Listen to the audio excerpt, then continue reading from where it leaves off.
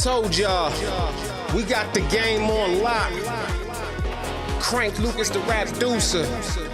Team Real Racing. Y'all already know we won.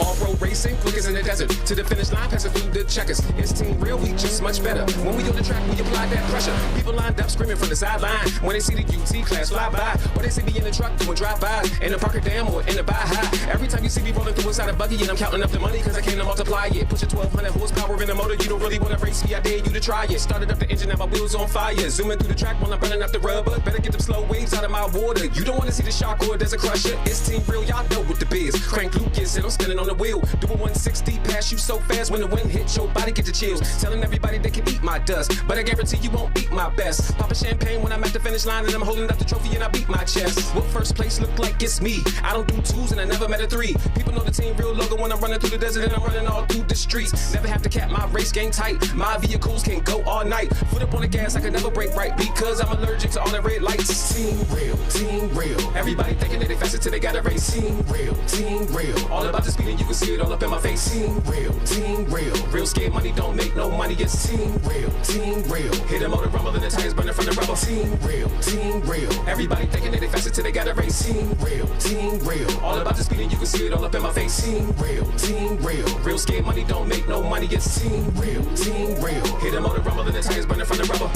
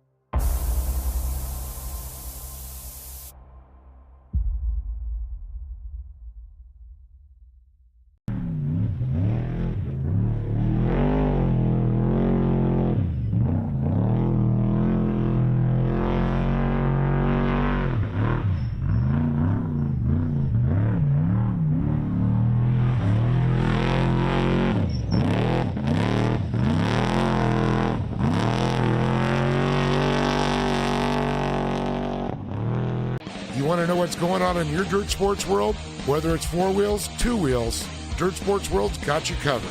From the dirt to the dunes, we bring you the latest action in racing, to lifestyle, the newest parts, the newest vehicles, and what the superstars of off-road are up to. Check out our social media for up-to-date information on Instagram, Facebook, Dirt Sports World, and more in depth, and check out the magazine at www.dirtsportsworld.com. And don't forget to check out our YouTube channel, Dirt Sports World, for some great videos. So make sure to follow us and come get dirty with us. Once again, reigning supreme, Connor Barry, the three-time iRacing Short Course National Series champion. One thing I would like to tell my competitors is the job is not done yet. You can see that Luke Canutt wants to end the season on a high, did not want the fight to end like this. Second place in the championship, but that's not over yet. But the championship leaders banging and rubbing doors on the run towards the line. Oh. Connor Barry tried everything. Experience from the real world to the virtual as well, because then Dashley makes a mistake. It's going to be a new Dashlette this year, so hopefully this means that I'll be running up front more. and history made. Team Gold and Briley on top. One thing I'd like to tell all the competitors for 2025 is watch out, Team Gold's coming. The 2-year wait for victory lane may continue for Keaton Swain. Winning is important. You know, I show up to win, so obviously winning is everything.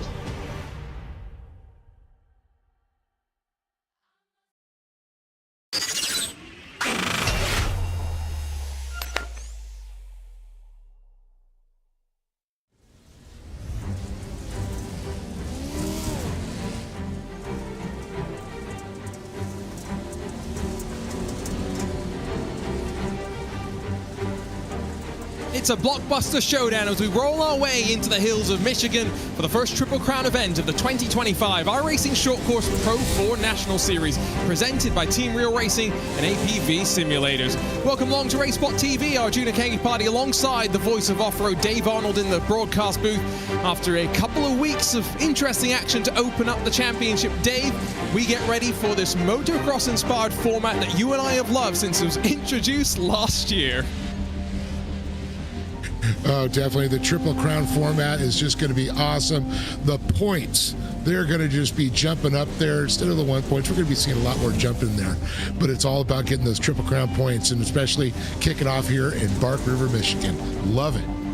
I found that shot of the car crashing just as we finished that intro section quite poignant, because I think that's what we're going to see plenty of over the course of an action-packed evening. Let's not forget, though, back-to-back weeks for the next couple of rounds, Firebird in 7 days' time, and then, midway point of the season, we hit the streets of Long Beach, but all focus, I think, in many ways on that Triple Crown format. Like Dave mentioned, special points formats to talk about, and so let's talk about the points coming into the night, and let's talk championship standings, because, well, Connor Barry, Keaton Swain, you expect them to be at the very top of the championship pile. Nicholas Dachelet, Luke Knupp, and Josh Edmondson hot on their heels.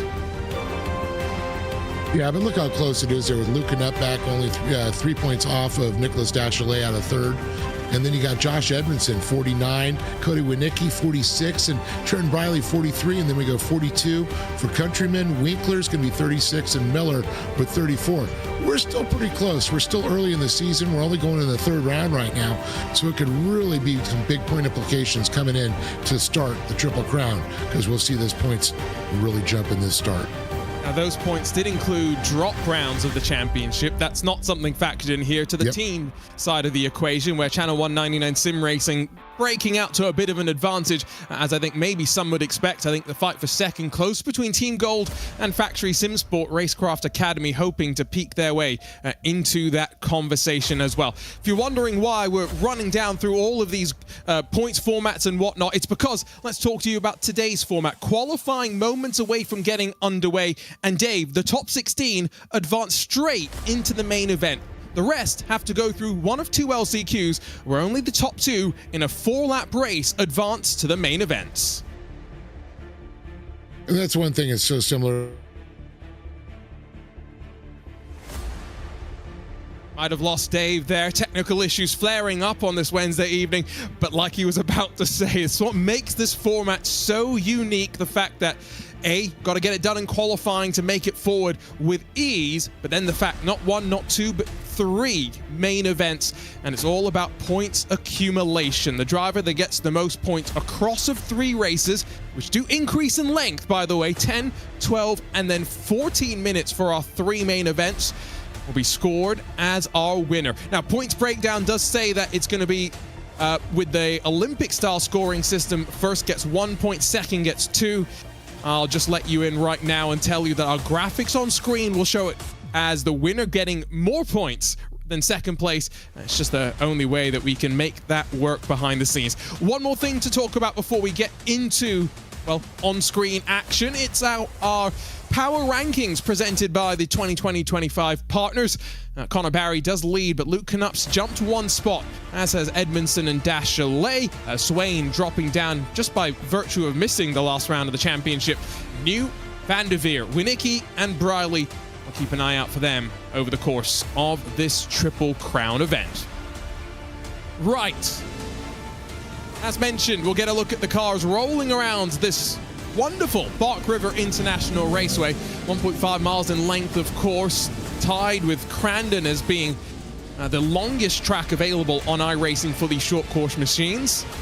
And there you get a sneak of the entry into the jumps and the left-hander.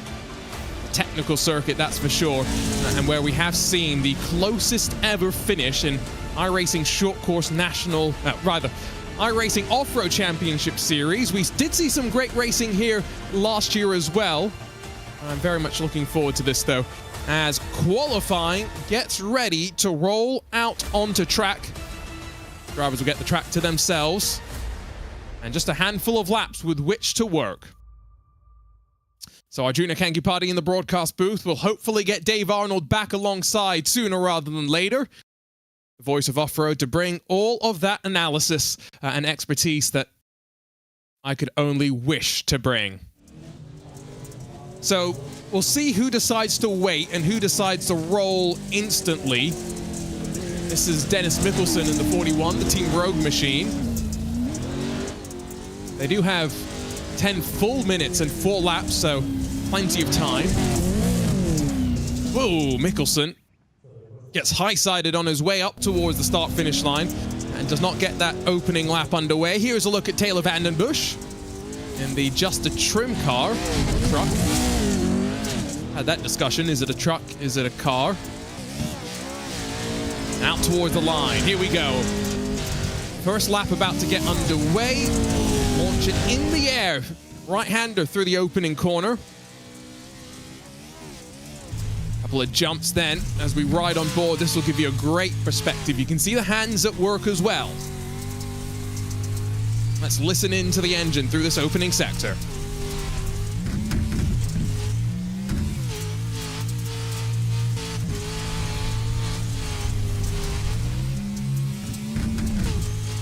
Sideways on the landing as he enters in towards turn 6. It's been a relatively tidy lap. Whoop section runs you up towards this long left-hand sweeper. And now there's just 4 more corners to go. Up and over the jump. Committed entry as well.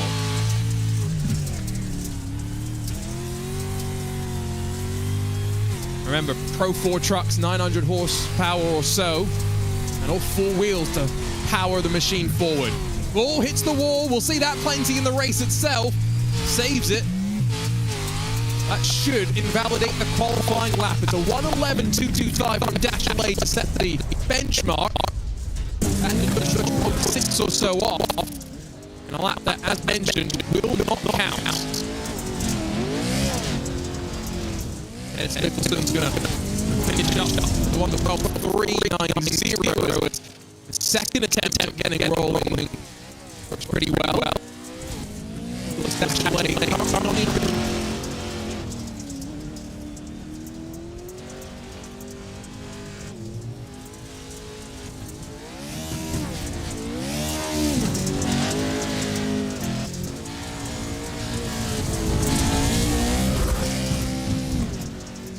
Swain, Connor Barry, still waiting for them to make themselves known.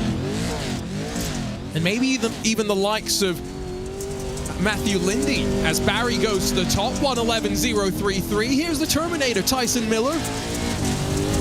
Factory Sim Sport number 90 also trying to make its way forward. Keaton Swain's gone up to second. 2/10 now between the front row. Edmondson to 4th in the Channel 199 car. Wes Graham's gone to 12th. Still don't have 16 times onto the board. And Tyson Miller bails before he gets to the line, so he might have brushed the wall as well. And like I mentioned, that gets you a 0x in the world of iRacing. Invalidates your lap time. Nicky up to 5th. Bumps Countryman down to 7th. We take a look at the Team Gold driver through the S's in this final part of the lap.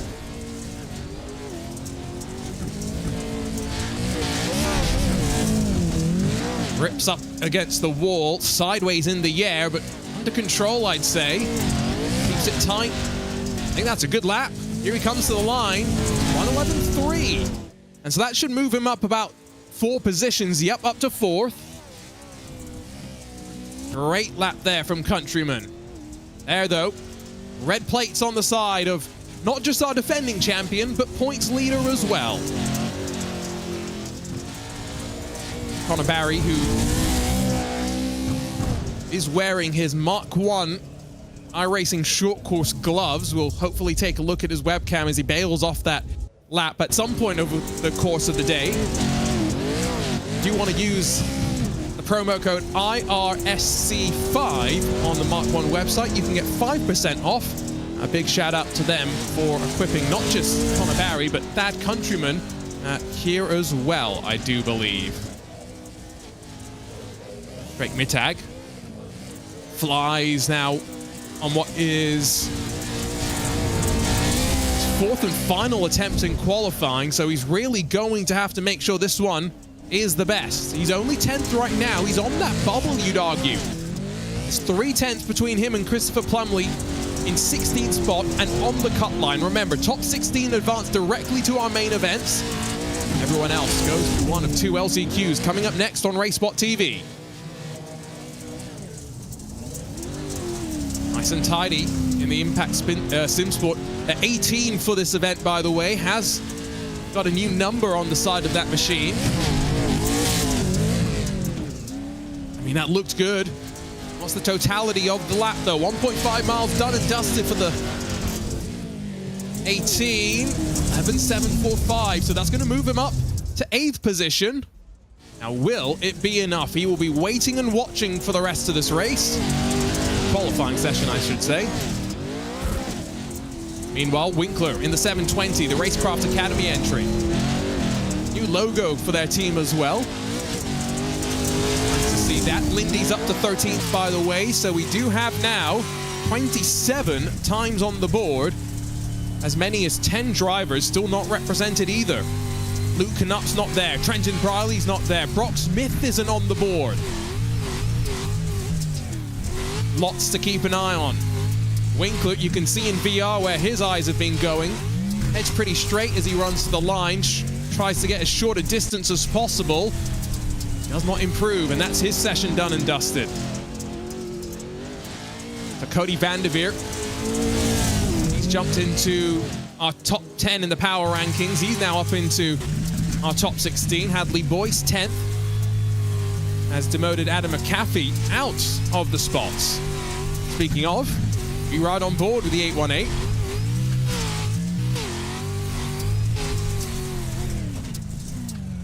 But he's going to bail from that lap as well. I was just listening into that power application. Remember, 4-wheel drive as Luke Knupp finally on the board with his final attempt in qualifying. It will only be 9th for him.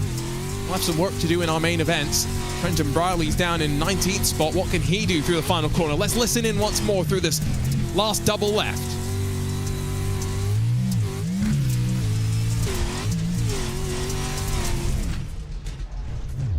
Oh, well, I guess once you've crossed the line, it doesn't really matter too much, as Trenton Briley does not end up finding any improvement. He has to go through the LCQs. Here comes Josh Edmondson. Tyson Miller's just jumped to 7th as well, so times are flying in thick and fast. Channel 199 driver heads to turn number 6 here.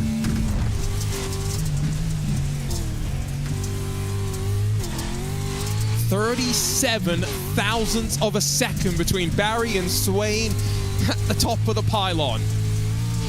Doesn't get much closer than that.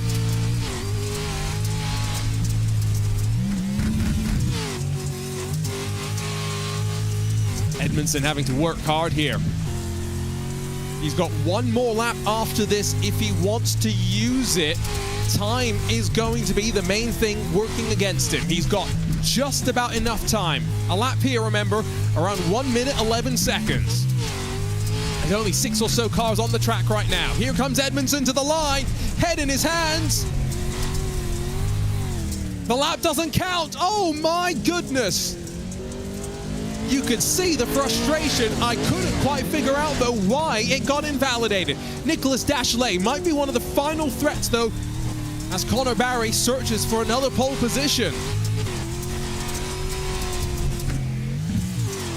Nice in the air from the factory SimSport driver. Now just has to hook up 3 more corners.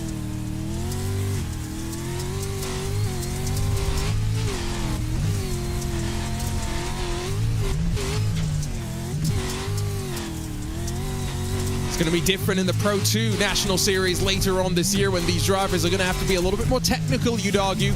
Matthew Lindy to 14, Dashley! Oh, 0.02 of a second. It's Connor Berry still on top. 3 drivers covered by a blink of an eye. Tyson Miller, one of the final drivers still on track. Although I don't think he's out there for a timed attempt. He's out there for a final practice lap. Matt Adams has just bailed, and that's it. Qualifying in the books. And could you script this? By 2/1000th of a second, he's already got 2 medals stacked up from this season. Connor Barry is searching for a 3rd win on the bounce as we get ready to rumble for our LCQs. He won't have to pick up the gloves anytime soon. He'll be waiting for our main events. There are some angsty drivers, though, that have some work to do. Eric Jones, Gavin Plummer, Adam McAfee, and Austin Schreiber. That's the front 2 rows before you get back to Tom Grady and Brent Smith. It's 12 cars in this opening of our LCQs. It'll be Joey Herbie, Taylor Vandenbush behind them, Kyle Cooper, Solomon Bershinger, and then Aiden Irvine and Rick Husman round out this opening of our B mains. Well, I need to take a bit of a breath. I am blown away. If that's what we're in store for when we get our main events rolling, it's going to be a blockbuster. Just trying to confirm, by the way, we will not have an invert for the first main event, so it will be Connor Barry that starts from pole position when we get underway later on.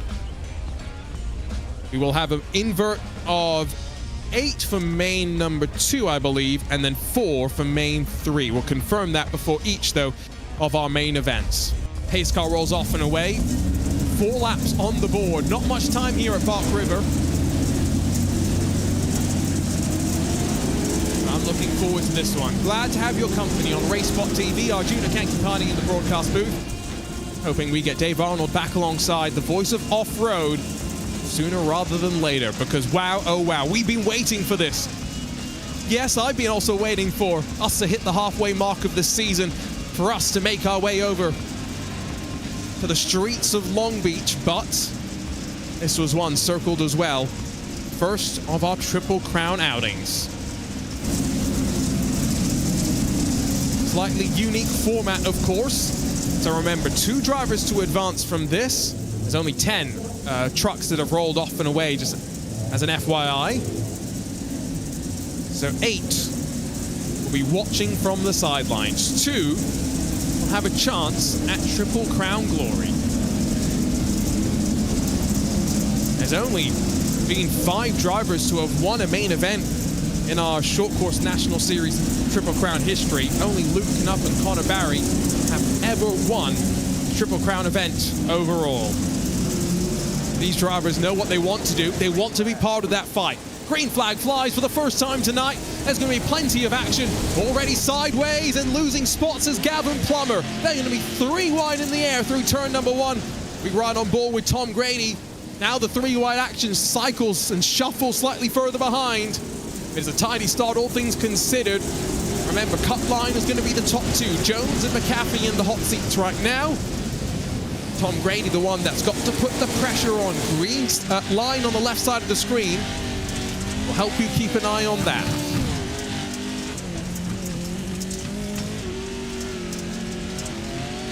Nicely done there from Eric Jones on the start to control the pace. Been a bit more chaos behind. Taylor Vandenbush and Kyle Cooper might have lost some ground on these drivers. Behind Tom Grady, Plummer and Schreiber rubbing doors off to the S's. Fiberglass goes flying.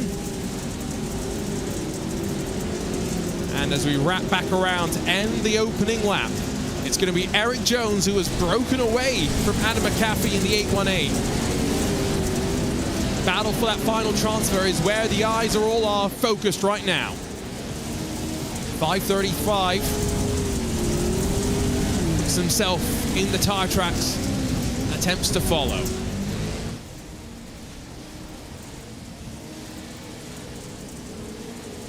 A little bit of contact, it's what I was waiting for. McAfee gets pushed out wide. And while Grady gets back alongside momentarily, what this really does allows Plummer and Scheiber to close the margin. That was a terrible run for Tom Grady as well.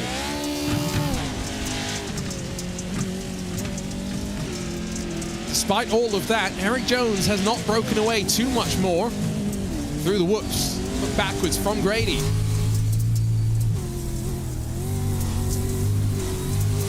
Sometimes can be difficult to decide when you want to be aggressive in these sort of situations. Gavin Plummer, 2024 Mod Kart World Champion out of Plover, Wisconsin. Ooh, gonna get physical with Grady. There's a long way around. That's confidence, but you have to rely on the driver not slide jobbing back up into your path. There was definite contact between the two there. Fortunate that Scheiber doesn't trip over the both of them. Through all of that, McAfee's given a bit more breathing room. Ooh, unsettled there was Grady through turn one. We do have race control keeping an eye on all things going on. At least right now. Not necessarily thinking there's going to be much to focus on at the very front of the field.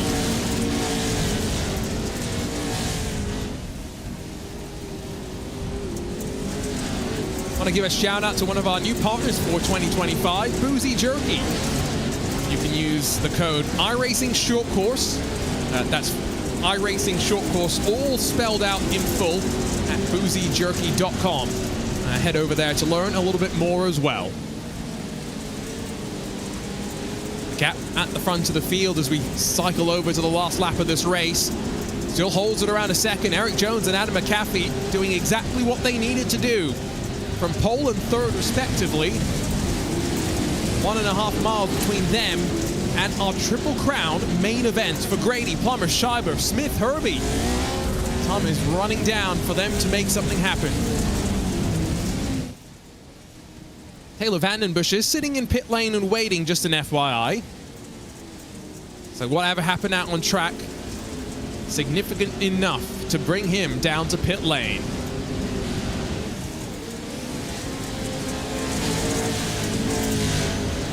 Wow. Once McAfee had that pressure released, he was able to get the afterburners turned to the max. Now a couple of car lengths between him and the race leader. In that virtual reality cockpit as well, let's not forget. Listen in to the throttle over the jump.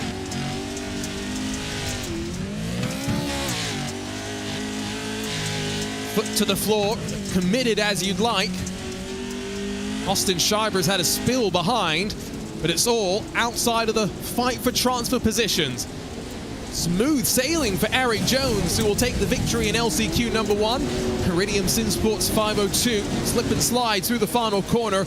Adam McAfee in close pursuit. They make it to the main events. The rest of the field, day is done, and a short day to say the least. We've got one more of these races to come, let's not forget. 2 more drivers to advance and join Jones and McAfee in our totaling 36 odd minutes of racing coming up later on. Grady, Plummer, Herbie, Smith, Scheiber, Borschinger, and then Cooper finish on the lead lap, but all unfortunately are going to be watching the main events from the sideline. For Vandenbush, disappointment. Let's take a look at the starting grid for LCQ2, where, once again, some big names, including the likes of Christopher Plumley and Matt Adams on the front row, and Trenton Briley and Luke Sofrit on row number 2.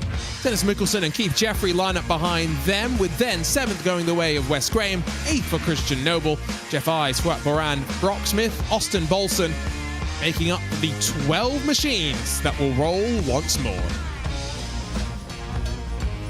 Our race control team gonna quickly key up on the microphone and get a confirmation that everyone's ready to go. And we'll be rolling in just a few moments' time.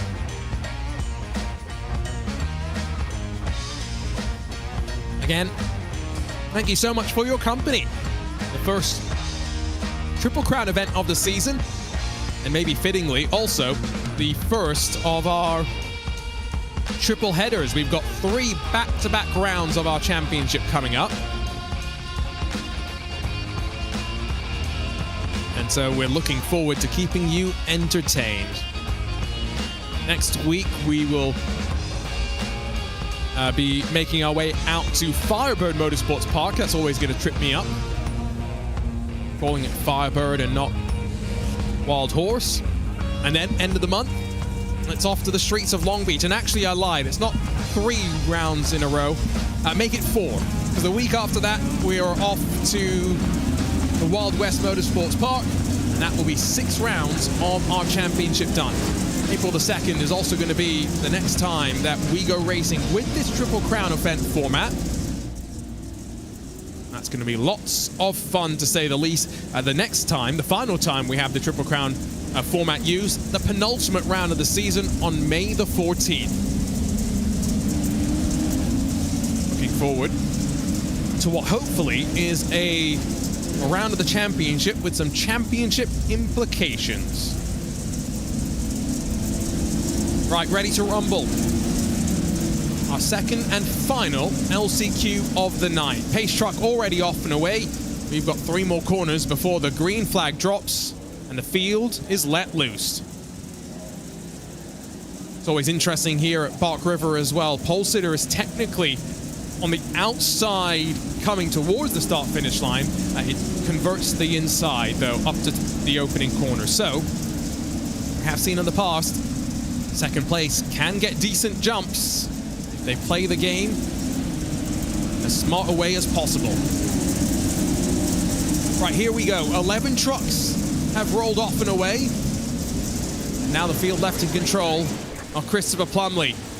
Caught napping, though, slightly further behind. And Matt Adams already passed by Trenton Briley as well. Great start from the top 2 to now control the point. Factory Simsport Team Gold going to be very, very happy with that. I mean, Christian Noble, that's a busy cockpit going on. Triple screens in front of him. And then, oh yeah, that 4th one up as well, with seemingly the broadcast up on his screen too. It's a great view, though, as Noble gets involved, gets some contacts, and now flips. Our first flip of the day. It's the boozy jerky entry as well. We'll have a chat with Christian in our break between main events and ask him how that ride really was. Pushing and shoving as Mickelson and Adams battle for 3rd and 4th positions. This is just behind that final spot in the transfers cut. Let's not forget. Whoa. Fan out 3 abreast. They're 3 wide now for 4th, 5th, and 6th positions. Safrit Jeffrey joining the battle against Matt Adams, who's really involved in a fight. And from 2nd to flipping, Matt Adams goes up and over. Channel 199 Sim Racing entry stricken now through the final corners. My goodness. We knew these races would be physical. Now the top 2 hoping they can avoid any such drama moving forward. So Plumley and Briley looking pretty comfortable.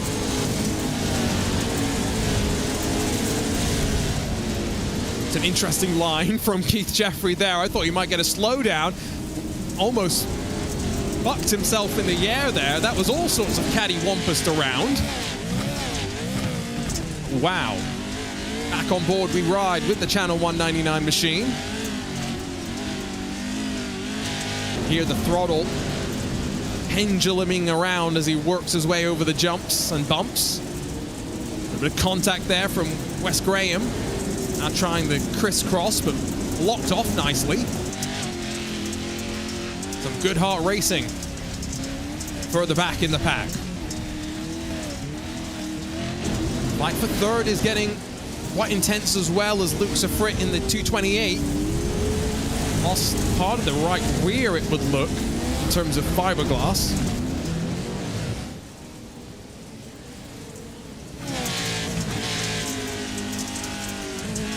Sit on board of the roof of the Iridium Simsport machine. Remember, top 2 advance. We've had 16 make their way forward from qualifying, so that's the importance of being able to get it done over just the 1 lap and maybe having a setup that works for just that 1 lap as well. Reminder that these drivers are going to start at the tail end of our field as well, so I believe Christopher Plumley was going to line up 18th. Trenton Briley would line up 20th. No invert for our first main event. There's a invert of 8 for main event number 2 and an invert of 4 for our final main event. So the results of each previous race get used and slightly mixed up at the front of the field. Basically guarantees that the same driver can't qualify on pole and lead from the front for every single lap of action that we have. That's a worry there, almost cutting a bit too much for Sifrit in the 228. Briley's going to feel a bit of pressure, though, on this final lap. Plumley has been able to advance his way forward down the road enough that he's comfortable. Dennis Mickelson in that team road car. What surprises does he have left? We've got the long left-hander after the whoops. And then 3 more switchback hairpins after that.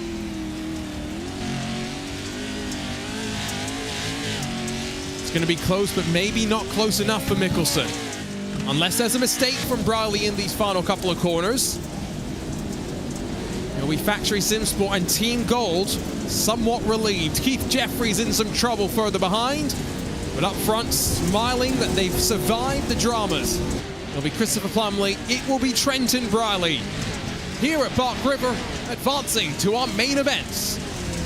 Behind, there are some drivers still squabbling on the way to the line as Wes Graham tried to hold on to 5th position. But ultimately, as Brock Smith throws the car through the air, it is all in vain. A confirmation of our results. Plumley, Briley to move forward with Dennis Mickelson, Luke Sifrit, and then Wes Graham, Jeff Ive, Brock Smith, Keith Jeffrey, Christian Noble, Fouad Baran, Matt Adams as well, not moving their way on forward.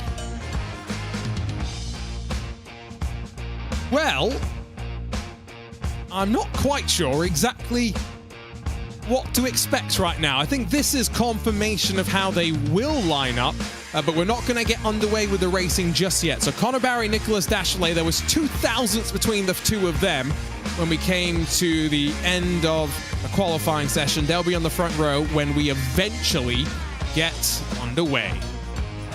Tell you what, while we switch sessions and get our main events ready and on deck, let's see if we can dive into chat with a couple of our drivers. I know at least one person that we were hoping to have a chat with is Christian Noble from Boozy Jerky. He joins us now. Christian, do you hear us in the broadcast booth? I got you loud and clear. How about me? Got you loud and clear as well. Well, interesting ride in that LCQ. Talk to us about the racing out there in Bark River.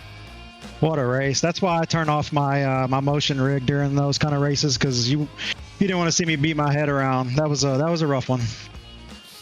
Talk to us a little bit about Boozy Jerky as well. We're so happy to have you on board as a partner of the iRacing Short Course Series. So tell us a bit more about the company.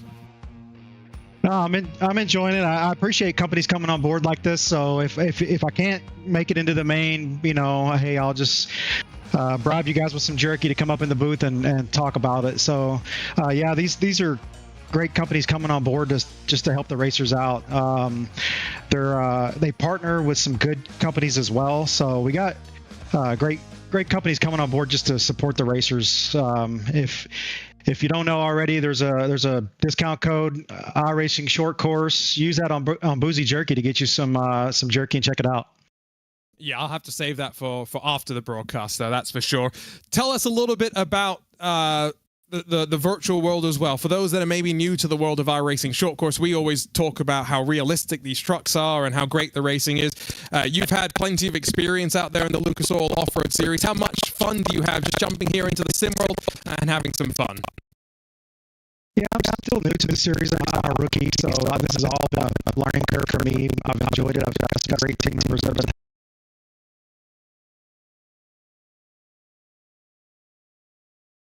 the Short Course Series. I used to race in the UTV Pro Turbo class, and And after giving that up, moving over to iRacing has been a really cool outlet for me. It's been a lot of fun, but like I said, a steep learning curve. These guys, I'm just happy to be racing with the top 40 guys in the world. These guys are fast, and I'm learning a lot. So it's been a lot of fun. I'm glad I get to hide up here in the broadcast booth. That's for sure.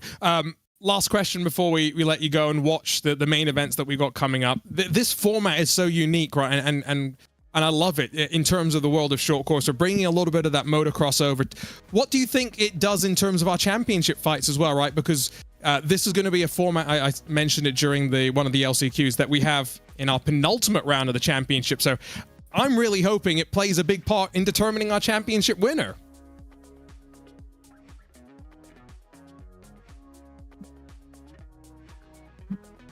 Christian, do you still hear us loud and clear? I do. I still hear you. So this is a really neat opportunity for really exciting racing. They makes everything really close, and these guys are going to battle it out. I'm excited to watch. Awesome. Well, Christian, thanks for coming and joining us in the broadcast booth. Glad to have you as part of our national series here for 2025. Hey, once again, thank you to all you guys at what you do, the admin team for putting on these races, you guys in the booth, and like I said, the sponsors for coming on board and helping us out. And remember, 15% off using the code iRacing Short Course. That's on boozyjerky.com. So make sure you head over there and get yourself some boozy jerky. Well, we got a couple of minutes before we get racing in our main events. Plenty of action to come here on RaceSpot TV. Arjuna Kankipati in the broadcast booth. Dave Arnold still working to try and get back alongside me. We're going to step aside. We'll be back here with more on-track action in the world of iRacing Short Course. A little bit more. We've got a couple more corners to go. All Trenton Briley's thinking right now, let me keep my car placed exactly where it needs to be, and a first race victory could be headed in my direction. Behind is a championship mindset from Luke Knupp. Is he thinking, I've got to grab the victory? Is he thinking, I just need to make sure I get points onto the board? The Team Gold Machine's going to slide its way through the final couple of corners, and a first race win for Trenton Briley in the iRacing National Short Course Series. A punch of the fist, and history made. Team Gold and Briley on top. And it was like getting a monkey off your back and a huge weight lifted off your shoulders. I've been really close many times, but I think, what brought me to finally getting over the hump and getting that checkered flag is the team that I've built and the people I brought on to help, take me over to the next level and put all the pieces together to make it happen.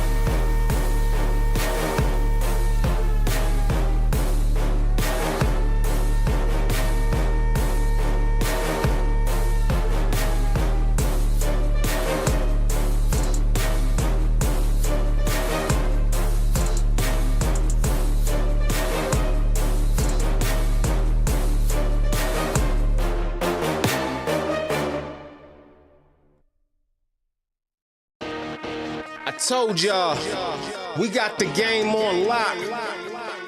Crank Lucas the rap deucer. Team Real Racing. Y'all already know we won. Off-road racing, quickest in the desert. To the finish line, passing through the checkers. It's Team Real, we just much better. When we on the track, we apply that pressure. People lined up screaming from the sideline. When they see the UT class fly by, or they see me in the truck doing drive-bys, in the Parker Dam or in the Baja.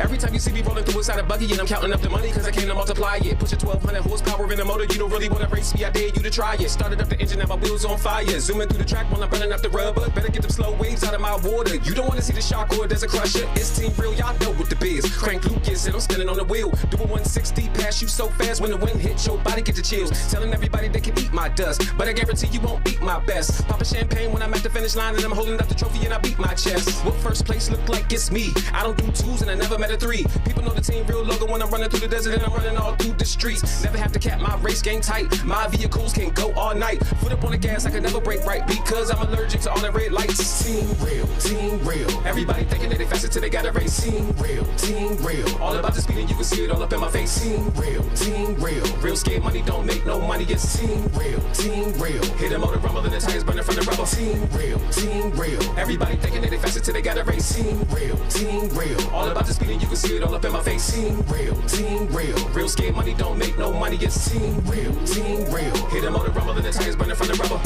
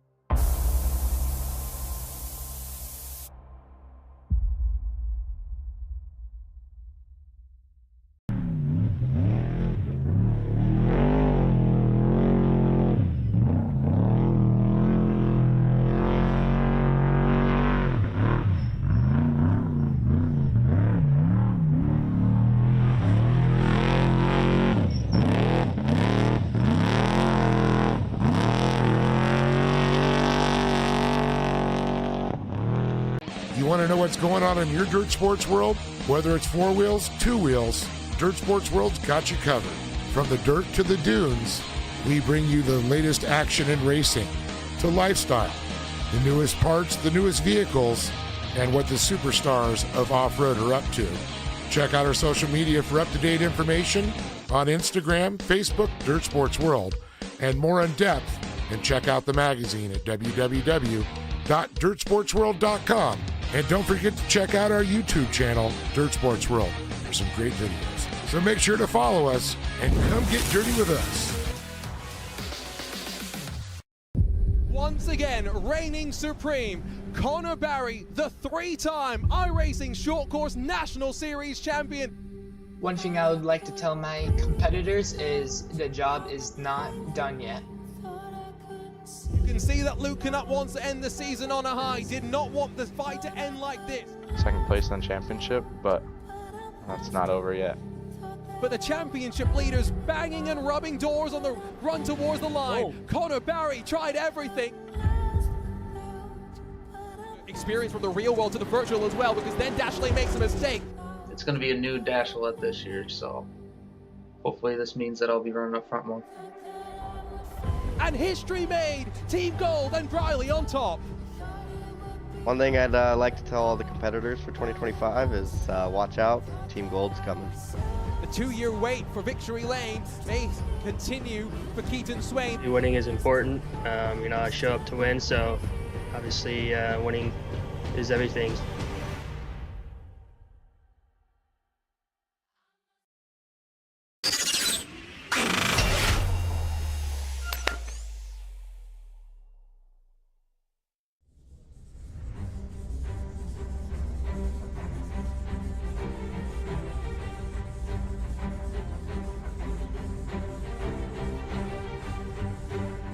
Unique night with 3 chances to win one chance to enter victory lane. Welcome along to the iRacing Short Course National Series Pro 4 as we dive into our Triple Crown main event. Our Junior Kangi party in the broadcast booth, still hoping Dave Ardenall gets his technical issue sorted. He rejoins me, but let's dive into the grid for main event number 1. 16 drivers made it from qualifying, 4 from our LCQs. Barry and Dashley split by 2 thousandths when qualifying was done and dusted. Keaton Swain and Cody Winicki will line up behind them. Thad Countryman, Josh Edmondson, 5th and 6th positions, with 7th going the way of Tyson Miller, one of 4 drivers in this field to have won a Triple Crown race, but not a Triple Crown overall win. Sean Winkler will be alongside with Brody Desure and Luke Knupp rounding out the top 10. New colours for Knupp that we'll talk about through the 9. Mittag and Boyce will be on row number 6, 13th, and hopefully not unlucky for the Shenandoah Shine of Crystal King. Matthew Lindy rolls for company. Evan McFarlane, Cody Vanderveer, 15th and 16th, with Eric Jones and Christopher Plumley rolling from row 9. Bookending the top 20, it's Adam McAfee and Trenton Briley. Ignore Aiden Irvine and Fuat Baran. They won't be out there when we go racing. Drivers have been sent. Now the tension builds in the air. As I mentioned, 4 drivers have won races in our Triple Crown events in the past. Connor Barry, Luke Knupp, Dane Culver, Tyson Miller, and Keaton Swain. Only Luke Knupp and Connor Barry have ever won Triple Crown events overall. Luke Knupp is searching for his 3rd Triple Crown win. Connor Barry hoping to tie Knupp's current 2 wins at the top of the stat sheet. As mentioned, over the course of the evening, in these main events, drivers accumulate points, so while 3 race winners will emerge, only the driver with the most points will enter victory lane. And hypothetically, that might not be even a driver that wins a race. We'll have an invert for the 2nd race, an invert for the 3rd race. It's short course like you've never seen it before. Here in the rolling hills of Michigan, the home of the closest ever finish in the iRacing Off-Road Championship Series, we're ready to go for round 3 in the 2025 Pro 4 National Series. Barry's in control, Dashley's alongside. Let's go! Good start from Dashley. He's going to hold on to 2nd. Battle for 3rd. We'll see Keaton Swain slot into line. Long left-hander coming as they run up through the bulb. Single file. In contact from Dashley to Barry. And now it stacks up further behind. 3 abreast over the jump for the first time. Josh Edmondson backed out of that. So Winicki and Countryman bumper to bumper now in the air. Remarkable to say. A nice start, with the exception of Matthew Lindy, who did not take to the green from what we can see. Technical issues for him. Luke Knupp trying to fight his way forward. 3 wide, 4 wide, stacking up behind. Oh, and Knupp's left on the outside here. Hits the wall. He gathers it back under control, but he's now down in 15th spot. And for a championship contender, going the wrong direction already. Slide out through the final 2 left-handers. Barry leads by 6/10 or so. Swain, Winicki, Countryman, the rest of the top 5. Our Matthew Lindy fans in chat will be disappointed to have heard about that technical issue. We'll see if he does get a chance to join for 2nd and 3rd main events of the night.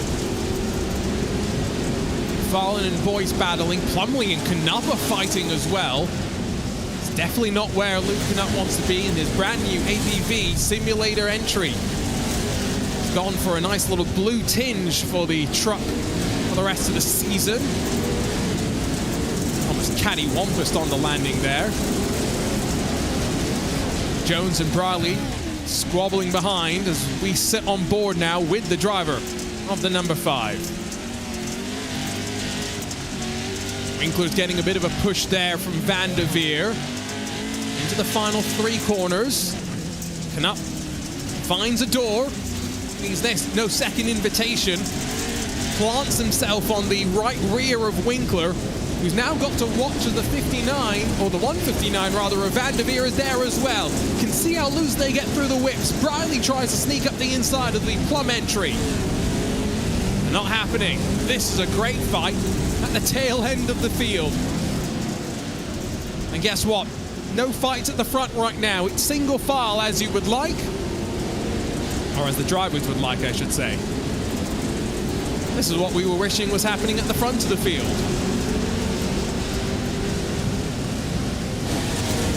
Maybe quite remarkably as well, even with all of this fighting, they haven't lost too much time. Oh, Briley sees that coming, takes advantage to pass Van der Veer up the inside. That's great heads up. Racecraft on display. Although, then forced out wide through the whoops on entry in towards turn 7. Loses out as a result of that.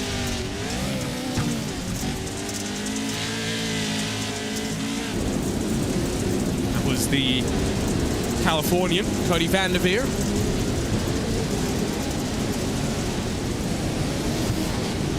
All of the left-handers left to go. This now, Andy McCaffrey at the very tail end of the pack after making it through the LCQs. But remember, we do have a top 8 invert for this next main event that's incoming, and so that means that Drake Mittag is actually in the hot seat.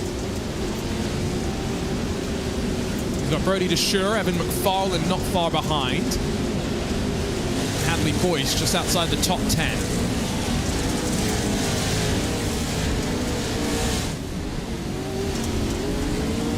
Really interesting just watching them in the air on the run down to turn 6.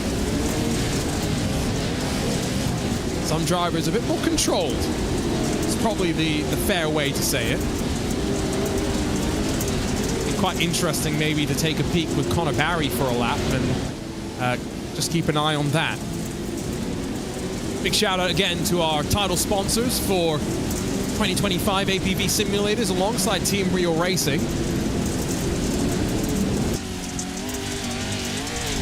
You can use the 2 promo codes on boozyjerky.com, iRacing short course on was very, very close there for Drake Mittag. Not sure how close he will want to get involved in this fight, I would argue.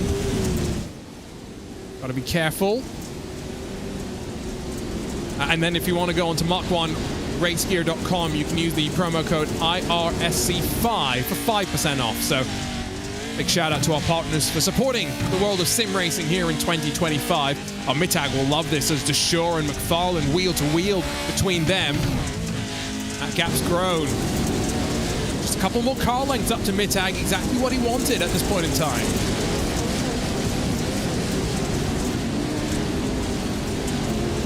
Back sim sport for Drake Mittag out of Temecula, California.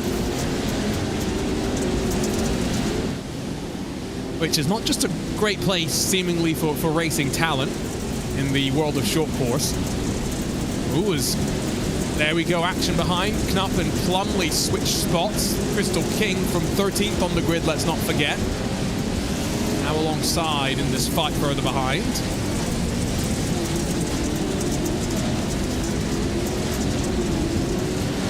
But yeah, Temecula, not just known for great racing talent, but also home of former UFC champion at one point, maybe.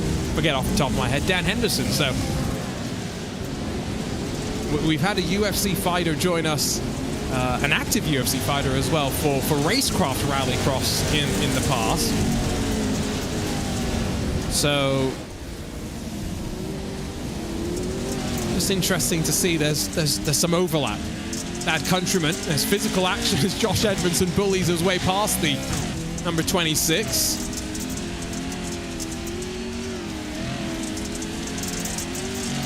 Edmondson, who's been able to grab 1 position now since the start of this race. And no movement inside of the top 7 outside of that 1 pass. Drake Mittag has gained 3 positions. Evan McFarlane has gained 5 spots. So some decent movement from them. Christopher Plumley's also got +5 next to his name. Here in the first of our 3 main events. Remember, we accumulate the points after the 3 main events are done. And that's how our main event winner is determined. So Connor Barry is on course right now to win his 4th Triple Crown race. However, that does not mean the night is done by any means. He will drop back to 8th at the start of main number 2, which will go from 10 minutes to 12 minutes. Our final main event will invert the top 4 from the results of main event 2, and we'll add 2 more minutes onto the clock for a total of 14 minutes of racing. So 36 minutes in total for the drivers to compete with. And as we were talking about with Christian Noble, it's a different form of racing that these drivers have got to find their way through. Track evolution's probably playing its part as well as we lay that blue groove down. Ooh, Countryman almost overdoes it. Open the door for Tyson Miller to close up to him. Remember, Tyson Miller has won one of these Triple Crown races before. He'll be in a great spot to do it again from the outside of the front row.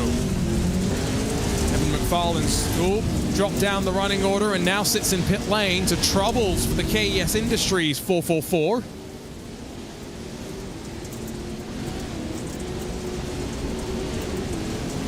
As the laps tick away, we will see one more to go when the leaders cross the line. Where is Connor Barry right now? He is out through turn 6, if you're wondering. This is the replay. Ooh. Now that's odd. Usually we see drivers hit the wall on the outside and things go wrong. That was a bit too committed from McFarlane. Maybe his visibility compromised from the machines in front of him. Nevertheless, out of the final few corners, one more lap to go.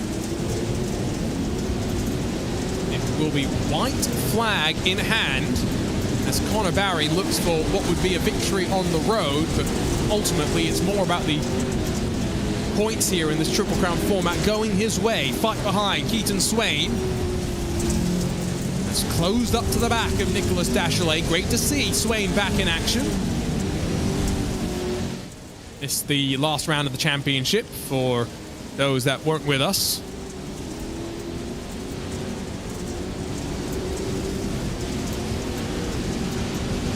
Someone's got to bring it up at some point, and there's only one person in this broadcast booth right now.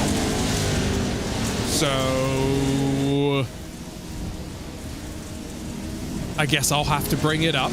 Let's not forget that it has been a long time since Keaton Swain entered victory lane. I'm not going to say how many days it is, that it's going on, 3 years and counting. So he is determined to win. And given that he missed the last round of the championship, he's really got to get it done at some point this season because he's used up his drop round. One of these rounds of every championship can be dropped. For Connor Barry, he's hoping just to continue being up front. 2 medals behind him, searching for a 3rd one this season. He wins the first main event from Bark River. 2.6 seconds, the gap back to Nicholas Dachelet, Keaton Swain, Cody Winicki, and Josh Edmondson, the rest of the top 5. Drake Mittag holds on to the inverted pole for our 2nd main event. So he'll have a great opportunity to grab a checkered flag in 12 minutes of action. So yeah, lots to talk about as we grab a look at the race results. 2.6 the margin between Barry as he runs away from Nicholas Dachelet. Keaton Swain hot on the heels of the factory SimSport teammate, but never really looking like he was going to make the move in time. Cody Winicki 4th in the Impact SimSport number 9. Then Josh Edmondson rounds up the top 5 with that countryman Tyson Miller and Drake Mittag, an important 8th for him. Brody DeShore and then Sean Winkler. That's the top 10 out on track with Hadley Boyce, Christopher Plumley, Luke Canuck, Crystal King, Cody Vanderveer, Trenton Briley, Eric Jones, and Adam McAfee at the back of the field. Evan McFarlane and Matthew Lindy 19th and 20th as well. And so invert the top 8. Mittag, Miller, Countryman, Edmondson, Winicki, and Swain. Front 3 rows, and then get back to Dachelet and Barry. The rest are as they finish, so DeShore, Winkler, and Boyce and Plumley will roll through the graphic. You'll see all the names and the faces up on screen. There should be no surprises for anyone in the field of 20 that gets ready to go once again. Ignore Fouad Baran. Once more, only 20 to head out, although it does not look as though Matthew Lindy has got his technical issues resolved in time. He is done for the night. So, race control having their quick chat with all the drivers before we send our second main of the night out and away. There's Drake Mittag at TCR driver. Camera placed uncomfortably, some would say. What's he hiding behind the blur? There's always a nosy person in the broadcast booth, unfortunately.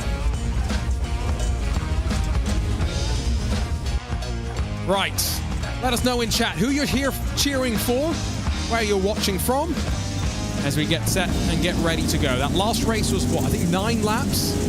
So 2 extra minutes, maybe 1, maybe 2 extra laps. It will all depend on when the leader crosses the line. But expect 10 laps in this one. 2 more minutes of racing in the third and final main event, which is yet to come. As the drivers get ready to rumble for the second time today. In many cases, a few of these drivers did have to race in an LCQ. Those drivers had 4 extra laps of racing as compared to the rest of the competitors. That's not much to speak of, though. Luke Canuck fan in chat. I see a Brody DeSure fan in our chat as well. DeSure rolling off, of course, in 9th position. Canuck's got some work to do from 13th. It's not the most coordinated of 2x2 formations, if we're being honest with one another right now. I think they'll get back into the coordination a little bit more as they head off to the start zone. Green flag in hand. Lindy has managed to get his technical issues resolved. So as we get underway, 19 on track right now. Drake Mittag lead through the opening corner. The Terminator tagged from behind. They stack up. They avoid making contact. And now let's not forget, green line on the left of your screen. Top 4 invert for main event number 3. Miller and Countryman through the opening corner. Very close quarters combat. And now keep an eye on them as they run up toward the jump. Miller's feeling that pressure. To the inside. Here comes the look. Long right-hand hairpin. Countryman's not going to be able to get alongside. Through the whoop section now they go. Connor Barry's already gained 2 positions since the start of this race. Luke Canuck's +2 as well. Make that 3. He's inside of the top 10. Countryman, well, for a second I thought he was going to get it done, but watch them off the final corner. Edmondson joins the action. Swain's there as well. But it's all behind the breakaway leader, Drake Mittag. He'll be loving what he sees right now. Connor Barry and Keaton Swain are door-to-door out through the opening corner. That's the fight for 5th and 6th position. 1 off the transfer. I think Barry's got it done as well. Indeed he has. Luking up now past Brody DeSure. Make that 4 spots gain for the number 5. Really wants to make sure that new livery gets showcased here today.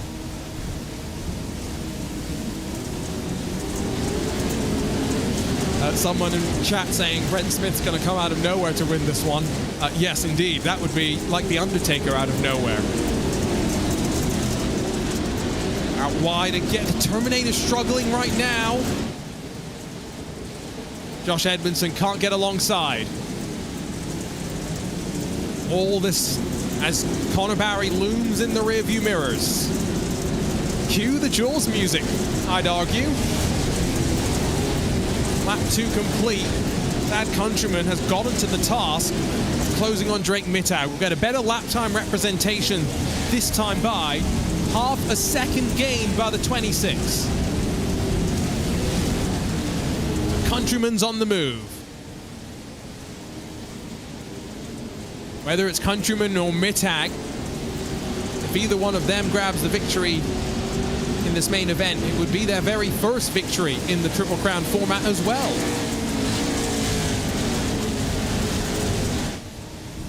I'm just digging into the stat books right now. Drake Mittag, I believe, has a victory in the regional series. Does not have a victory yet in the national series, so that would be a first for him as well. As it looks on the stat sheet, does not look as though Thad Countryman has won at all in the iRacing National Series. We know how quick he can be. That gap at the front's going to come down another 4/10, it would seem. Attention does have to be placed on 4th and 5th, where Edmondson now tries to pass Tyson Miller. Pushed out wide. The Terminator turns Edmondson. Barry runs into the rear end of the 90, who's now off on the left side of the track. Barry to 3rd, Swain to 4th. Winicki sits now in 5th, with Dashley making his move on the action. The craziness that is short course racing. And out of nowhere, like the Undertaker, rising from the ashes, Luke Canup has gone from 13th to 5th. What a start to main event number 2. For that number 5, watching behind as Dashley, Winicki and Brody to Shore, 3 abreast off of turn 7.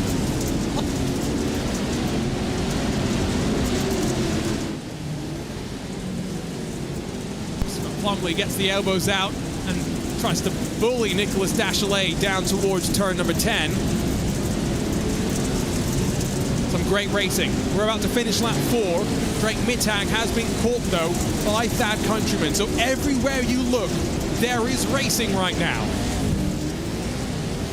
One wonders, can Connor Barry get back to the front of this field? Is that a mistake from Mittag? Did he slide a bit wide? Yes, the answer is yes. Countryman sticks his nose up the inside and through turn 4, lead switches hand. Top right of the screen. Those are the live points for this Triple Crown event. A position is worth a point. Connor Barry is 3 points clear of both Keaton Swain and Thad Countryman. I think Mittag's maybe run his truck maybe a bit too hard in these early stages, or maybe the balance has fallen away from him. He'll be in the clutches of Barry sooner rather than later. Around the outside, that's brave though from Plumley. Makes it work. He's got the Terminator behind him through this as well. Tyson Miller has rejoined the track down in 10th. It's a shame Dave Arnold has not been able to get his technical issues resolved, because there is something about Bark River. The contact. Sean Winkler runs into the back of Miller. We've got Hadley Boyce and Matthew Lindy watching from the sidelines in this second main event. Crystal King was involved in something. She's down in 18th, last on track. And Josh Edmondson just in front of her as well after his little tangle with the number 90. So 5 or so minutes left to run. Ooh, running in with a head of steam down to turn 6. Behind Adam McAfee was Cody Vanderveer. Team Gold versus Racecraft Academy. Riley and McAfee are alongside of one another, the two teammates. Careful to leave each other, plenty of room. McAfee sends it deep. That was, I don't think, never really going to work out. Driver's going higher and higher, though, on the cushion through turn 10. Running to the wall as the dirt has just moved around.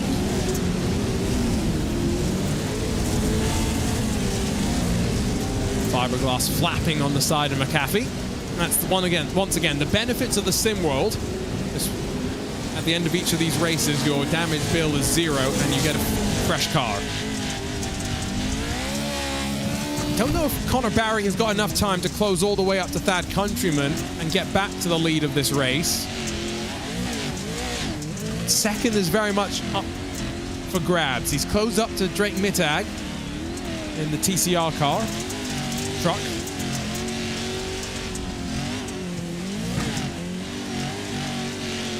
See those two medals behind Connor Barry as well. Each race winner this season in the National Series will get one of those. Barry swept the victory so far, swept the medals as well. Little lift there, feather of the throttle, avoiding running into the side of the 18.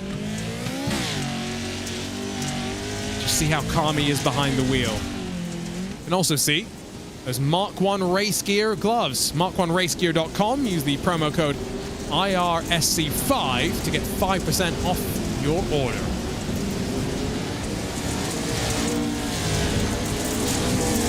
So it should be 2 laps to go next time by, I think. Connor Barry looks to try and make the move, but that's as respectful as you can be. Avoids any sort of contact with the truck in front of him, but now the door's open just by mistake. Out of turn 7. Connor Barry in the 2 is up to second. Championship leader has got the red plates on the side of his machine. Let's see. 2 laps to go. Is it going to be 3? It is close. I think the lead across the line with 2:27. I think that means we will get 3 laps to go. 11 laps in this race. If they had been 6 seconds slower on the first lap, we would have had 1 less lap. That's how these races can shift. On the bottom, you're watching the fight behind. Nicholas Dachelet, Cody Winicki, Christopher Plumley there as well. Keaton Swain and Luke Canuck might end up fighting for that 4th position. Inverted pole for main event number 3. Keep an eye on that. Plumley's made a great move on Cody Winicki though. Down to turn 6 over the jump. Locks the door off on the inside. Forces now the move to go back to the inside. Plumley's been on a tear. That makes now 5 moves in the second main event.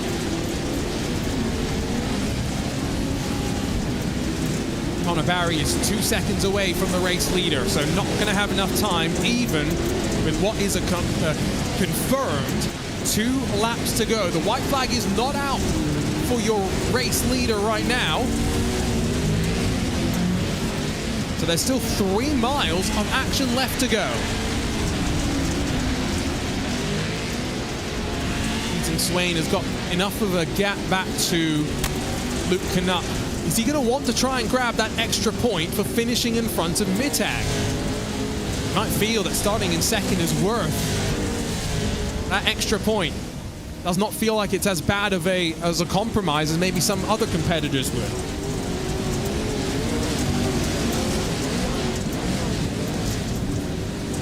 Sim Coaches 21's closer and closer every single corner. Pressure's building, but not on Thad Countryman. Oop, there goes Trenton Briley with a bit of an issue. Swain's right there, though, as we get ready to see the white flag. The clock's ticking down. 1 more lap to go as we get ready to strike 0.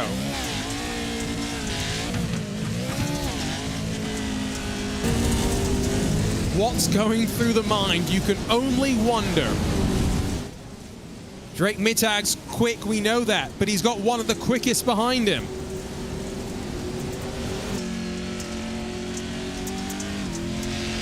A look at the APV simulator machine and the driver behind the wheel. Luke Canuck has made a remarkable 8 positions in this race. 1 more would get him to pole position for main event 3. He bangs against the wall, but in front of him, Swain makes his move. Now around the outside of 7. long way around. We've seen drivers stick it up the inside and make it 3 wide. Knupp does not have that opportunity. What a move from Keaton Swain, though. The patience to finally get it done. Out of nowhere, Luke Knupp's going to make his presence known, though. He wants that 4th spot. That countryman's going to grab his very first win in the Triple Crowns. Oh, as Luke Knupp's ran up into the wall. Take a bow, countryman up front. In the Team Gold 26, victorious here. Drake Mittag, Luke Knupp, contact between the two sees the 18 hold on to 4th.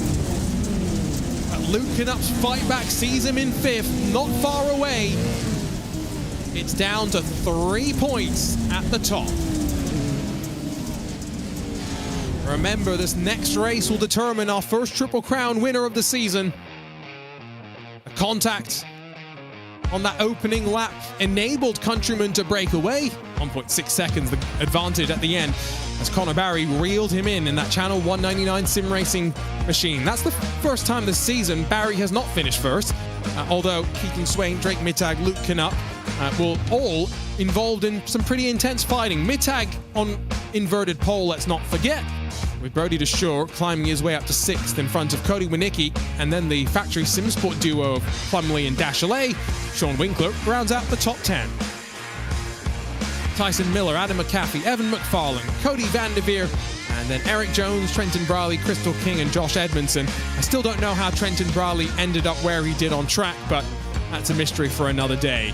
Starting grid for the final main event of the evening. 14 minutes on the clock, and Drake Mittag, Keaton Swain on the front row, Connor Barry and Thad Countryman behind them, with Luke Knupp and Brody DeShore on row number 3. Keep an eye out for Knupp. He is going to be feisty. Winicki, Plumley, row 4 with Dashley and Winkler, the rest of the top 10.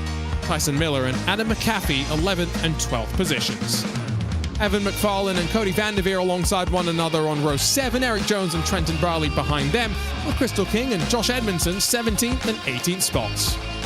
Hadley Boyce, Matthew Lindy through the field.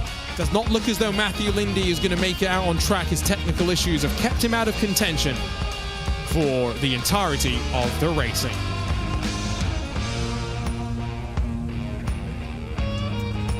Right. Quick break for my voice there. And for your ears as well.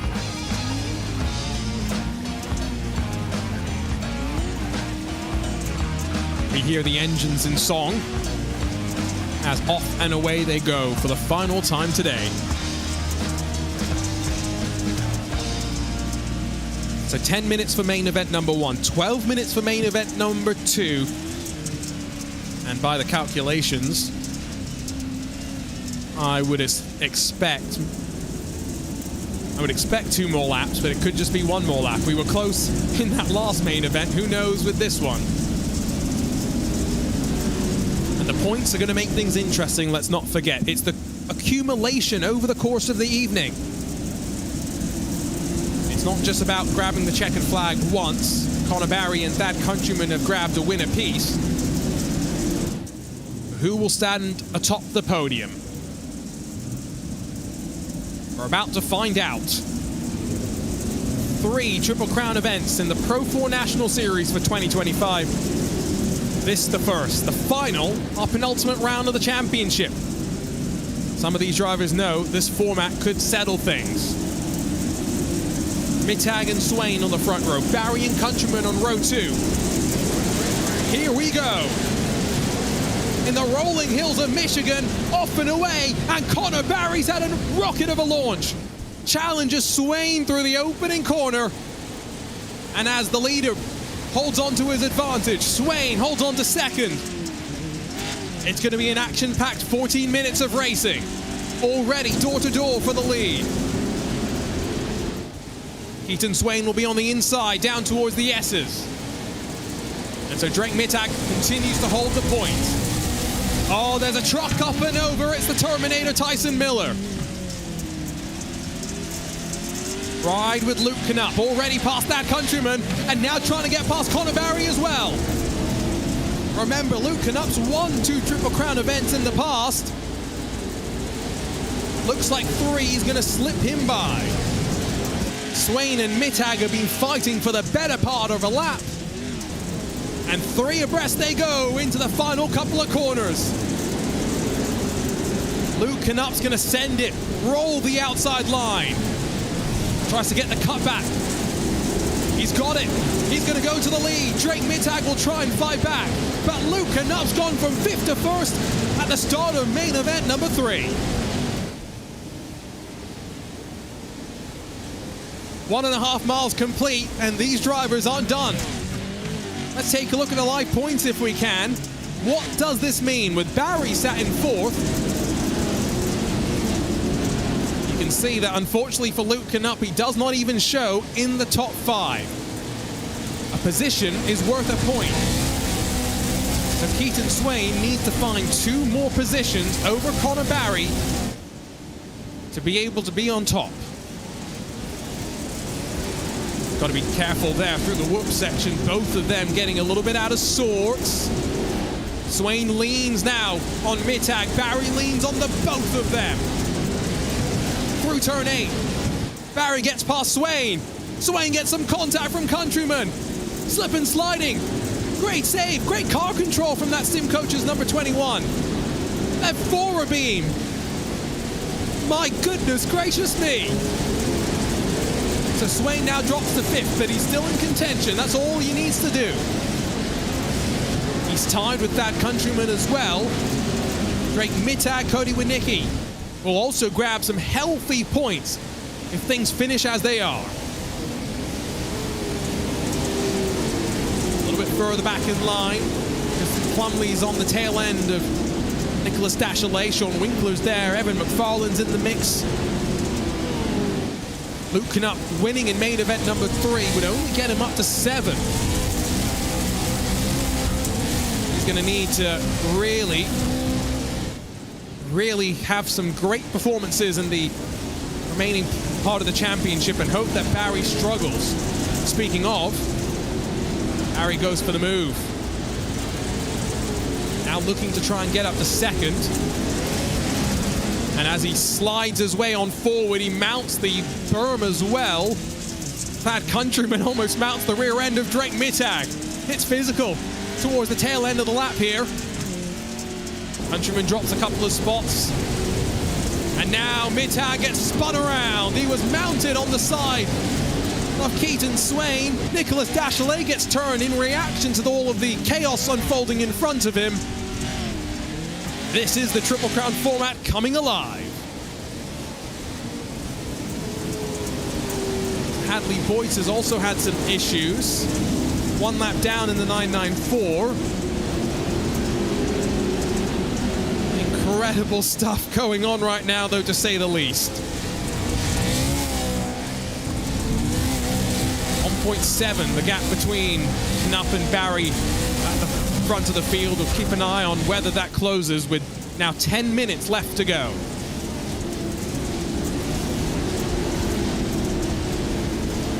Keaton Swain, through all of that, is now right back on the tail of Connor Barry as well. Our great team at Race Control is going to have some stuff to dig through. I think that's an understatement. Already been some points penalties, and Zachary Drapkin and Mason Prater are actually suspended from today's race. So if you're wondering where the red line all 56 is, where Mason Prater is as well, well, Race Control's had enough of what was happening with them. That's a bit more contact further behind, as I think that was Josh Edmondson, indeed with Cody Vanderveer behind him, but making some contact with Evan McFarlane. That's out through the bulb at turn 2 and 3.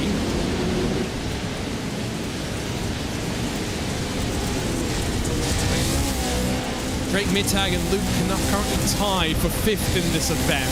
So Mittag needs to avoid dropping any further from 7th. So keep an eye on that one too.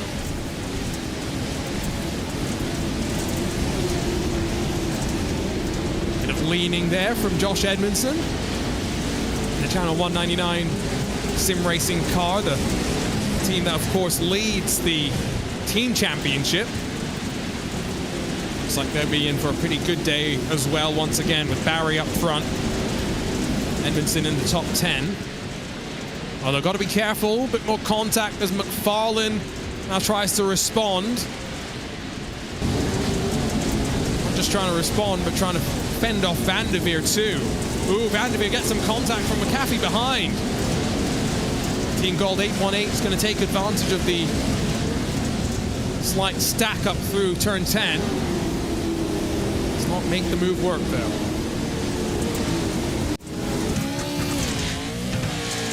Let's jump on board with Adam McAfee. Got to be careful as Crystal King's there as well. Turns the car, gets on power with the ability to put all 900 horsepower through all 4 wheels. Later on this season, or this year I should say, we'll have a Pro 2 National Series. That will all build to the Pro 2 and Pro 4s combining for our World Cup. And we'll crown our very first National Series World Champion at the end of the year. So much to look forward to on RacePot TV if we're actually being honest. These drivers have mentioned how much they look forward to some of the new things as well. I know still waiting for Wheatland, we're still waiting for some stuff on these trucks to get updated as well, but these drivers stay so committed week in and week out. It's great to continue being able to see these great races, put a platform for them forward as well. And again, swear the likes of our partners at APV Simulators, Team Real Racing, title partners for 2025, all come on board.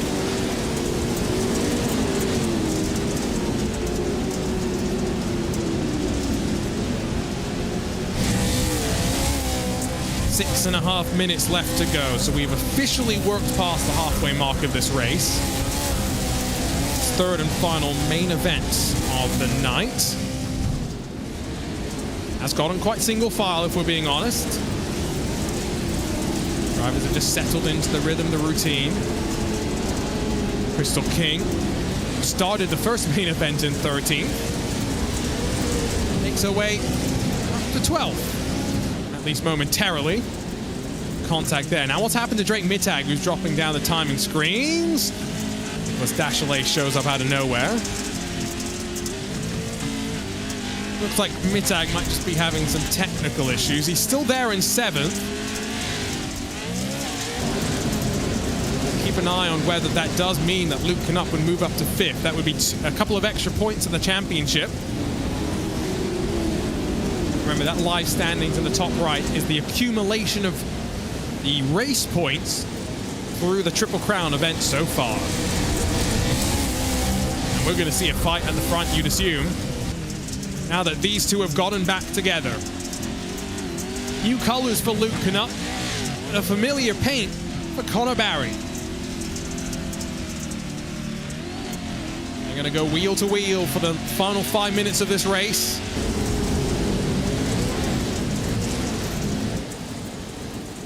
These are the two previous drivers that have won Triple Crown events in 2024. Had some success in terms of the individual race wins. Connor Barry and Luke Knupp had 3 race wins apiece in Triple Crown events coming into the night. Barry, of course, has won 1. Knupp would love to make sure it's 4 apiece leaving the night. But don't discount Keaton Swain. All it takes here is for Connor Barry to be dropped down to 3rd and Swain to finish 1st, and suddenly we're tied on points, if I've done my math correctly. Barry's got to be very careful, but we know just how intelligent he can be with his racecraft. Over the jump, down at turn 6 once again. Through the whoops. It's now 3 within 0.6 of a second.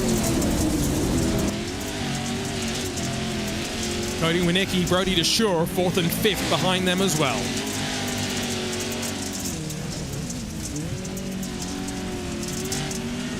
Some good, hard, respectful racing at the front. With what is going to be 3 to go. Barry loses some momentum. Swain can't quite take advantage. definite contact between the two of them. That's without a shadow of a doubt. And does Barry focus forward, or is he going to be more focused behind in the rearview mirror?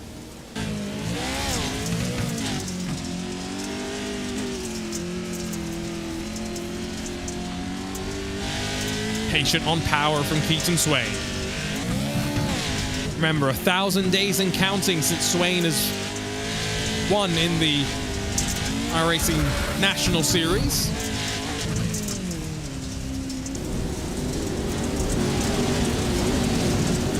But an ever-present threat. That is a guarantee. You see Keaton Swain on the entry list, you know you have to deal with him.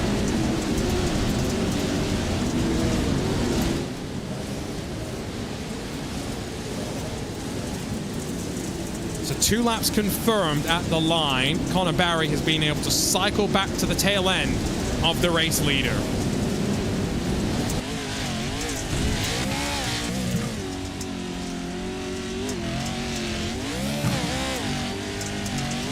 Love this Triple Crown format. 2 more times we'll do it this Pro 4 season.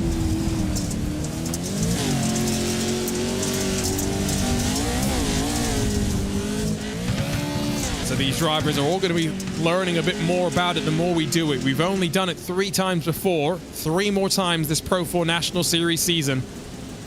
We'll get to do it again. Great look from above. This is where Barry just seems to be so much better. Down to turn 6, over the crest of the jump. Canuck powers around the outside to hold on for the time being. But Barry forces his way up the inside, tries to expose the door. Now over this jump, you've got to be turning before you're even in the air. Keaton Swain in the hot seat. Will he be a friend of Luke Canup here? Can he disrupt the rhythm of Barry sufficiently? No, Barry slides back into line. Winnicki closed his margin as well. 4 within a second, heading on to the final lap. Swain gets turned. He was making contact with Barry. Winnicki shoved him as well. All that opened up the advantage heading on to the final 1.5 miles.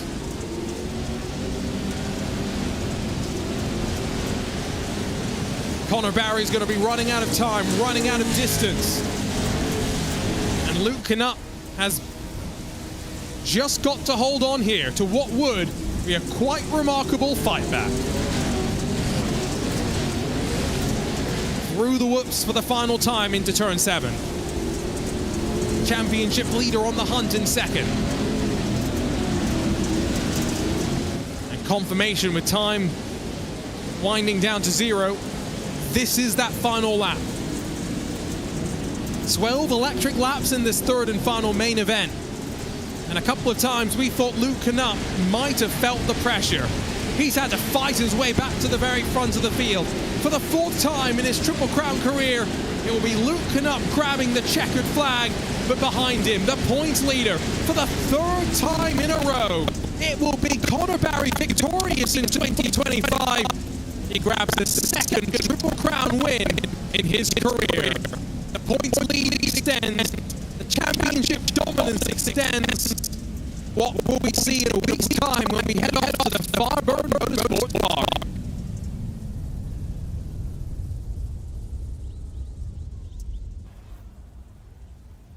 And then we'll get into our post-race coverage.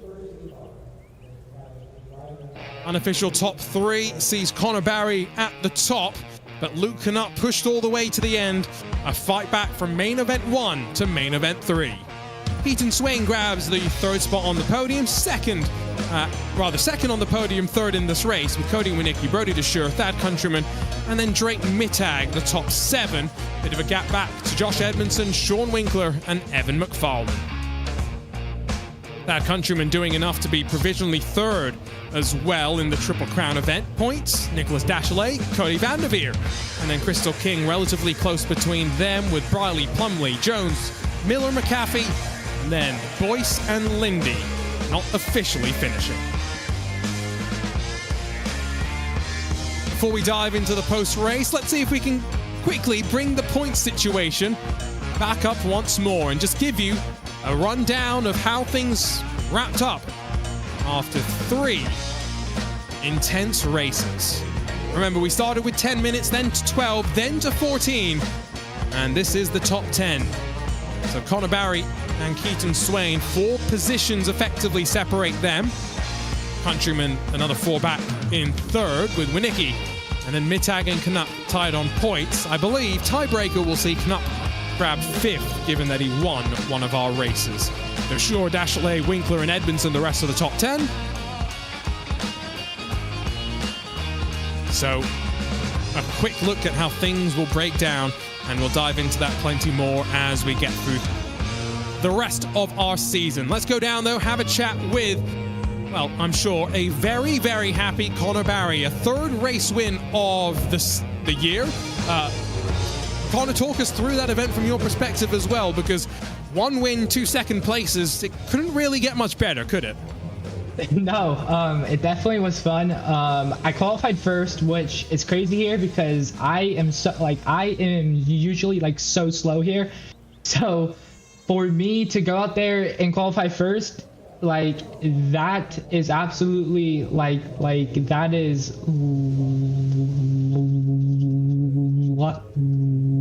like awesome. And then we went out and won in the first one, and then we started P8, and then I worked my way up to P2, which then it had me starting in P3 again. And then I got passed by the 5 on lap 2, I think, and then I knew that he got the first fast, so I knew that I had to get around Drake. And then I got around him, and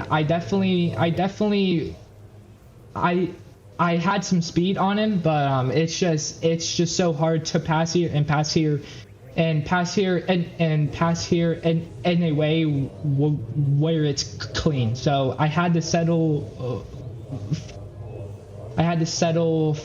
for second, and I was able to go out there and win my 3rd one. So it definitely was good, and we are still first in points. And now we go to Firebird, I believe, which is my favorite track. So it's good. So I think that we are in very good shape. I mean, you're saying you're in good shape, Connor. What were you doing in the off season between last year and this year, right? Because 3 wins in a row, that's pretty spectacular. If you win next week, that will be your 20th win in the National Series.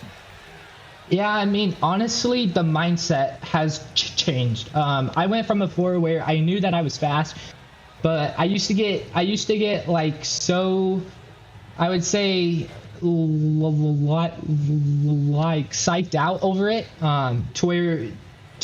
to where now I'm focused on being calm and just being smart and smooth, and it definitely has worked. This is the best I have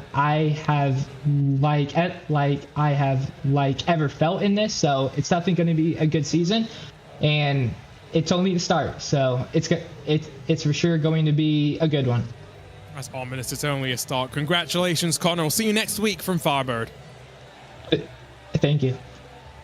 From Connor Barry, we will head over to Keaton Swain, who joins us in the broadcast booth. Now, Keaton, looked like a fun event from your perspective. Talk us through this Triple Crown race from Bark River. Yeah, it was a battle out there. I'd say I think we finished 3rd in all of them, so not too bad. Definitely didn't have the speed some of the other guys had, so we have to kind of go back to the drawing board on that and see where we're missing time, but you know, you can never complain about being consistent, you know, up on the podium each race and coming home 2nd overall. So overall, pretty good night. Talk to me as well. We missed you, of course, last time we went racing, which means effectively your drop rounds being used in the championship. How does that affect your mindset, your mentality going through the rest of the championship?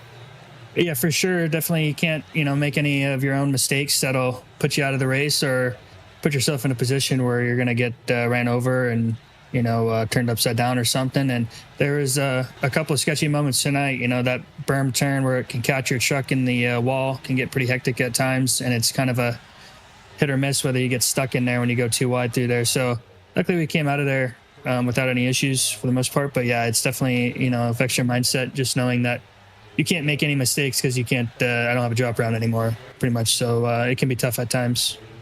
Great to have you back, Keaton. We'll see you next week from the Firebird Motorsports Park. Thank you. Just real quickly, I got to thank Factory Sim Sport, my team, and everyone at Sim Coaches, and everyone that helps Connors League, and you guys for doing the broadcast. Thank you.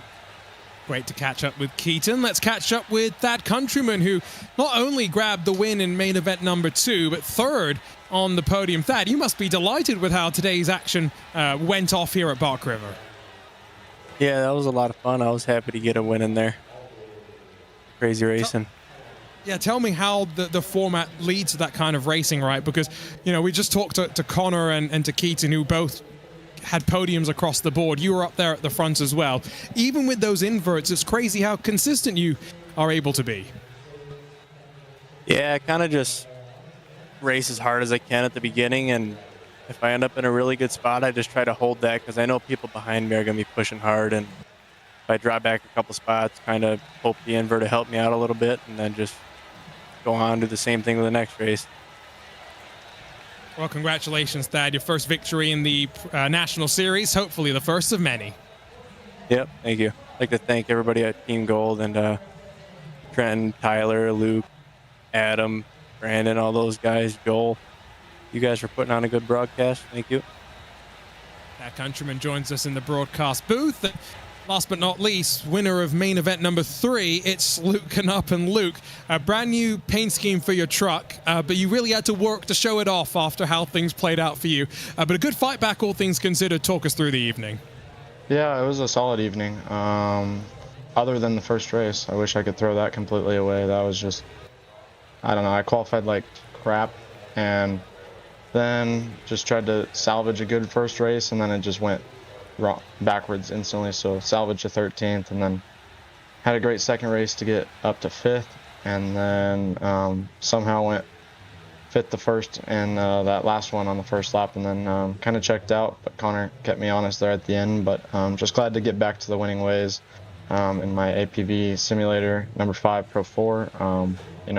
They came on board big for the rest of the season, and I'm really excited to have them as my title sponsor, and hopefully get them more solid results throughout the rest of the season. Let's talk about the rest of the season, because we've got, 4 rounds in a row, so it's going to be pretty intense for the next month. We're off to Firebird next week. Connor's just told us that's his favorite track of all. How do you feel about that track in particular? That's one of my favorite tracks. Actually, I didn't have the best results there, but we ended up winning a Triple Crown race actually there last season, and gave us a shot to go win the championship. So just gonna try to put in a lot of work. Like you said, we don't have as much time, so but we all have a good baseline, so ready to get after it and hope and see how we do. Congratulations, Luke. See you next week from Firebird. For sure. Thank you, guys. Always great to catch up with the drivers as they give us a bit of their time, and we wind things up in the Pro 4 National Series. Here is confirmation of our schedule. It's going to be helter-skelter until April the 2nd for these drivers. Firebird up next, Streets of Long Beach. That's going to be fun. Can we convince Robbie Gordon to put some jumps out there in iRacing? I'll have to wait and see. After that, it's continuing back on a more normal sort of sense, you would argue. Although I think one thing that we still have to keep in mind, 2 more Triple Crown events to come. What a day, what an evening from the Bark River International Raceway. The rolling hills of Michigan see Luke cannot win the final main event. Connor Barry wins, though, the Triple Crown event overall. We'll see you next time on RaceSpot TV. Thanks for joining us for all the action. Once again, reigning supreme, Connor Barry, the 3-time iRacing Short Course National Series champion. One thing I would like to tell my competitors is the job is not done yet. You can see that Luke Knupp wants to end the season on a high, did not want the fight to end like this. Second place in the championship, but that's not over yet. But the championship leaders banging and rubbing doors on the run towards the line. Whoa. Connor Barry tried everything. Experience from the real world to the virtual as well, because then Dashley makes a mistake. It's going to be a new Dashlette this year, so hopefully this means that I'll be running up front more. And history made! Team Gold and Briley on top. One thing I'd like to tell all the competitors for 2025 is watch out, Team Gold's coming. The 2-year wait for victory lane may continue for Keaton Swain. Winning is important. You know, I show up to win, so obviously winning is everything.